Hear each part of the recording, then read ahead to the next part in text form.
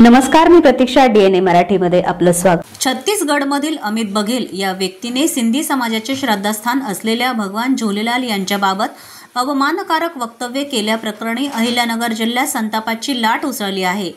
आज दिनांक 3 नोव्हेंबर रोजी सकल सिंधी समाजाच्या वतीनं जिल्हा पोलीस प्रशासनाला निवेदन देऊन या घटनेचा तीव्र निषेध नोंदविण्यात आला.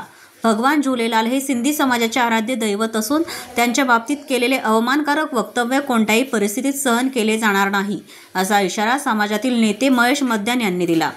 यावेळी सामाजिक कार्यकर्ता सोमनाथ जाधव यांनी माध्यमांशी संवाद साधताना सांगितले की अशा वक्तव्यांमुळे धार्मिक भावना दुखावल्या जात असून सामाजिक सलोखा बिघडवण्याचा प्रयत्न केला जात आहे.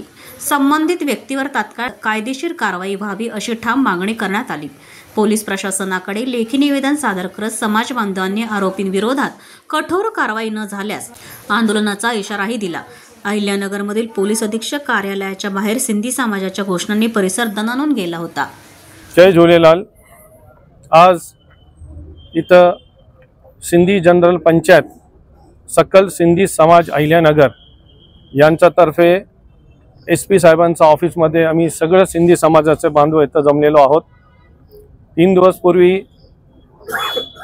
एक मूर्ख माणूस, दुष्ट माणूस अमित बघेल जो छत्तीसगडमध्ये राहणार आहे, त्यांनी आमच्या समाजाबद्दल आणि आमचे इष्टदेव श्री झुलेलाल संदर्भात काही अपशब्द बोलून सगळं भारतात सिंधी समाजाचा अपमान केला होता.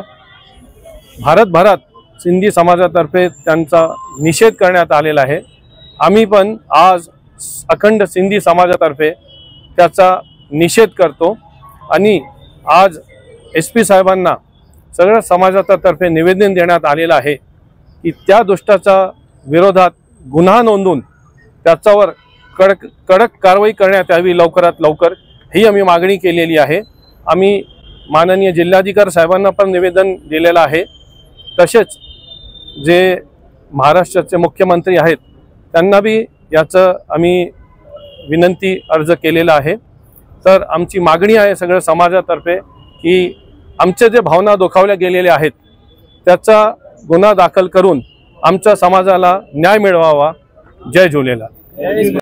गेल्या 2 दिवसापूर्वी अमित बघेल या नीच माणसाने मान्य सिंधी समाजाचे आराध्य दैवत झुलेलाल महाराज यांच्याबद्दल आक्षेपार्ह काही वक्तव्य केले.